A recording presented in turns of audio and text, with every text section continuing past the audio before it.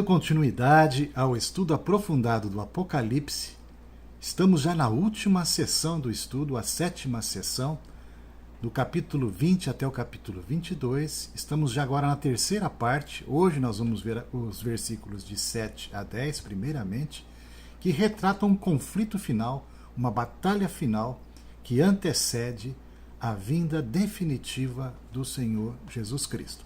Vocês têm aí uma ilustração, é um mapa, que mostra o caldeirão do conflito, né? Ali está o Oriente Médio, temos aí bem no centro ali as flechas convergindo para Israel, né? Bem ao meio, e flechas vêm de todo lado, né? Lá em cima ao norte a Rússia, pouco mais abaixo a Ásia Menor, a Turquia, temos aí então o Iraque e o Irã, à direita, à esquerda a Líbia, mais ao sul o Egito, a Arábia Saudita, enfim.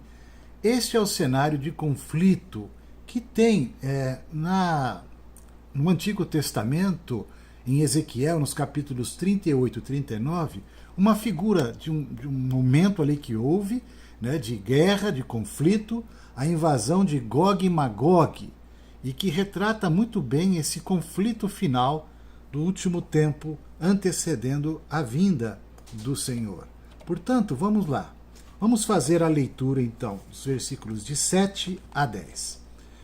Quando, porém, se completarem os 1000 anos, ou seja, o período entre a primeira e a segunda vinda de Cristo, quando se completa esse período, Satanás, que estava antes limitado no seu poder, na sua atuação, será solto da sua prisão e sairá a seduzir as nações que há nos 4 cantos da terra, Gog e Magog, a fim de reuni-las para a peleja.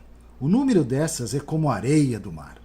Marcharam então pela superfície da terra e sitiaram o acampamento dos santos e a cidade querida. Desceu, porém, fogo do céu e os consumiu. O diabo, o sedutor deles, foi lançado para dentro do lago de fogo e enxofre, onde já se encontram não só a besta, como também o falso profeta, e serão atormentados de dia e de noite pelos séculos dos séculos. Então, o diabo, após ser solto, ele convoca Gog e Magog para o ataque final. Se você está com o seu livro aberto aí, lá em Apocalipse 16, versículos de 12 até o 16, mostra justamente o momento dos flagelos, dos 7 flagelos de Deus, não é? São as 7 taças da ira de Deus. A sexta taça fala justamente dessa questão. Derramou, versículo 12, derramou o sexto a sua taça sobre o grande rio Eufrates, cujas águas secaram, para que se preparasse o caminho dos reis que vem do lado do nascimento do sol. Então vi sair da boca do dragão, da boca da besta e da boca do falso profeta 3 espíritos imundos semelhantes a rãs. Porque eles são espíritos de demônios, operadores de sinais, e se dirigem aos reis do mundo inteiro, com o fim de ajuntá-los para a peleja do grande dia do Deus Todo-Poderoso. Não é o grande dia deles, não. É do Deus Todo-Poderoso. Eis que venho como vem o ladrão, bem-aventurado aquele que vigia e guarda as suas vestes, para que não ande nu e não se veja a sua vergonha. Então os ajuntaram no lugar que em hebraico se chama Armagedon. E lá no capítulo 19, versículo 19, também você pode ver essa mesma descrição. E vi a besta e os reis da terra, com os seus exércitos congregados para pelejarem contra aquele que estava montado no cavalo e contra o seu exército. Gog e Magog é uma expressão encontrada em Ezequiel 38 e 39, como falei há pouco, implicando o poder dos Seleucidas naquela época, especialmente nos dias de Antíoco Epifanes. Esse Antíoco foi um líder da Síria, foi terrível. Ele é uma figura do anticristo, lá no Antigo Testamento. O centro de seu reino ficava no norte da Síria. Seleuco residia na cidade de Antioquia. Incluía ao norte Ros, Meseque e Tubal. Diz que esse Ros seria ali a região da Rússia. Gog era um príncipe de uma região chamada Magog. Retrata a terrível perseguição da Síria com Antíoco Epifanes perseguindo o povo judeu. Então é figurado. Ok? Primeiro, lembre-se que Gog e Magog, portanto, é um símbolo do ataque final das forças anticristãs contra a igreja durante a nova dispensação. Segundo, Gog e Magog tinham exércitos muito numerosos, simbolizando a forte oposição mundial à igreja nos dias precedentes à volta de Cristo. Terceiro, reflita que a severa tribulação causada por Antíoco Epifanes foi por breve tempo, sendo um prenúncio da grande e breve tribulação final. E isso se deve por causa dos escolhidos. Se você, por exemplo, olhar ali Marcos capítulo 13, versículo 20, diz assim: não tivesse o Senhor abreviado aqueles dias, e ninguém se salvaria. Mas por causa dos eleitos que ele escolheu, abreviou tais dias. Interessante que essa abreviação vista lá no Apocalipse 11, vale a pena ser lido, diz assim no versículo 11: mas depois dos 3 dias e meio, lembram-se que nós falamos de 3 anos e meio como um número simbólico de tempo, 42 meses, que também representam 3 anos e meio, ou 1.260 dias, que também representam 3 anos e meio, aqui nós temos uma abreviação do número. 3 dias e meio. Justamente falando desse breve tempo final, bem assim próximo da vinda do Senhor para destruir definitivamente as forças do mal. Quarto, lembre-se que a derrota das forças da Síria foi inesperada e foi completa. Não teve assim uma batalha árdua referindo-se no passado. Não é? Mas e isso é uma figura também do que será na vinda do Senhor essa grande batalha. Não haverá batalha. Se você analisar ali, olhar o texto de 2 Tessalonicenses, no capítulo 2, no versículo 8, vejam vocês. Então será de fato revelado o iníquo, a quem o Senhor Jesus matará com o sopro de sua boca. O matará com o sopro de sua boca e o destruirá pela manifestação da sua vinda. E lá no Antigo Testamento, em Isaías, capítulo 11, versículo 4, diz: mas falando do rebento de Jessé, uma figura anunciando a Jesus, mas julgará com justiça os pobres e decidirá com equidade a favor dos mansos da terra. Ferirá a terra com a vara de sua boca e com o sopro dos seus lábios matará o perverso. Maravilhoso, não? Marcharam então pela superfície da terra e sitiaram o acampamento dos santos e a cidade querida. Desceu, porém, fogo do céu e os consumiu. O diabo, o sedutor deles, foi lançado para dentro do lago de fogo e enxofre, onde já se encontram não só a besta, como também o falso profeta. E serão atormentados de dia e de noite pelos séculos dos séculos. Apocalipse 20, os versículos 9 até o 10 é que há essa descrição.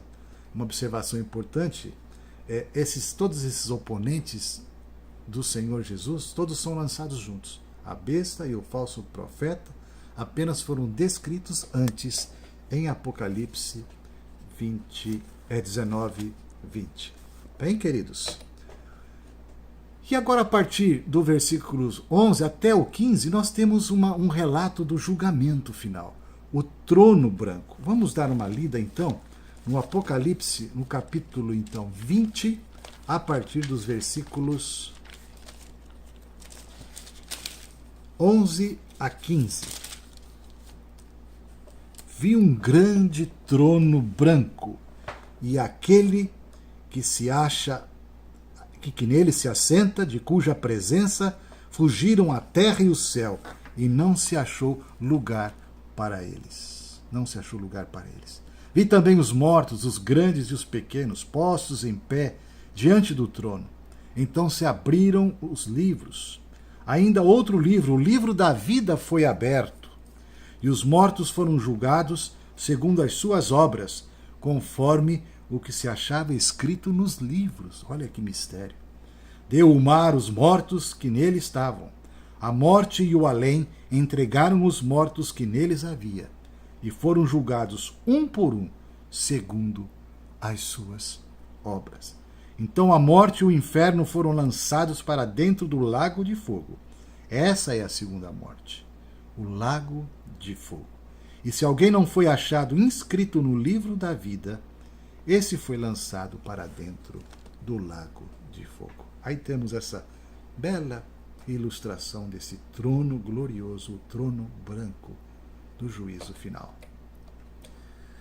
João vê um grande trono branco. Cristo se assenta sobre o trono. Lá em Mateus 25 há uma descrição a partir do versículo 31, justamente desse momento do julgamento do Senhor, aquele que está assentado no trono. Se você pegar, por exemplo, só vou pegar o versículo 31, o primeiro, do capítulo 25 de Mateus, diz assim: quando vier o Filho do Homem na sua majestade, e todos os anjos com ele, então se assentará no trono da sua glória. E no último versículo 46, já dá ali então o resultado desse julgamento.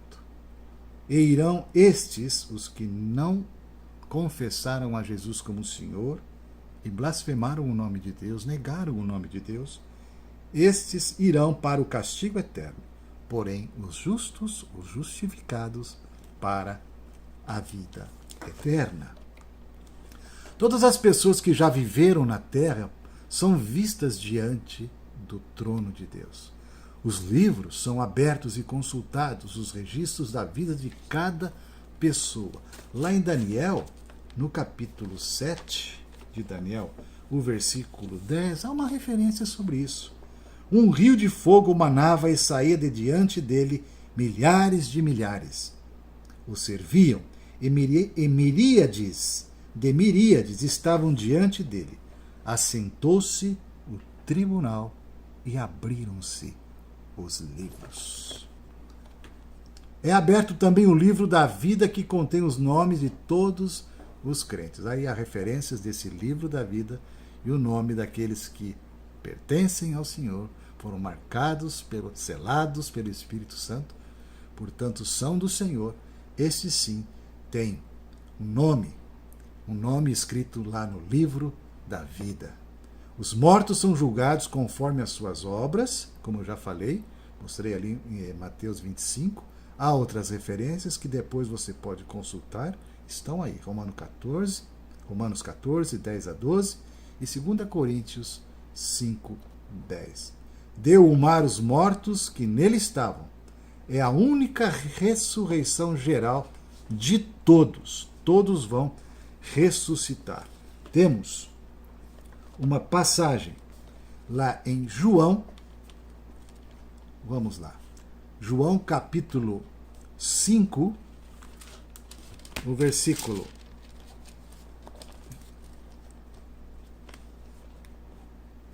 28 e 29, tá? Vamos lá. Não vos maravilheis disto, porque vem a hora em que todos os que se acham nos túmulos ouvirão a sua voz e sairão. Os que tiverem feito o bem para a ressurreição da vida, e os que tiverem praticado o mal para a ressurreição do juízo final. O triunfo final de Deus, portanto, é proclamado. Essa grande batalha do Armagedon, um cenário de guerra terrível, uns grandes exércitos na terra poderosíssimos, completamente armados com toda a alta tecnologia, simplesmente são destruídos com o sopro da boca do Senhor Jesus vindo das nuvens na sua glória. Não haverá batalha, não há como medir forças com o Deus Todo-Poderoso.